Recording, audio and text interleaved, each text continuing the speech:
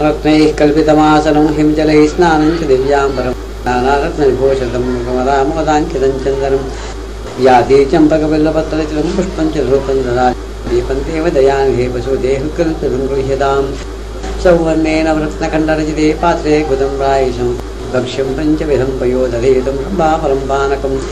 शाकानामयितं जलं रुचिकरं कर्पूरखण्डोज्ज्वलं ताम्बूलं मनसा मया विरचितं भक्त्या प्रभो स्वीकुरु छत्रं चामरयोर्जकं विजरकं चादर्शकं निर्मलं वीणाभैर्मदङ्गगाढकलाकितं चलचं तथा साष्टाङ्गं प्रतिष्ठुतिर्बहुविधा एतत्समस्तं मया सङ्कल्पेन समर्पितं तविभो पूजां गृहाण प्रभो आत्मात्मं गिरिजामतिः सहचराः प्राणाः शरीरं गृहं पूजाते विषयोपभोगरचना निद्रा समाधिष्ठिते सञ्चारपदयोः प्रदक्षिणति स्तोत्राणि सर्वागिरो कर्म करोमि तत्सदखिलं किम्भो पराराधनं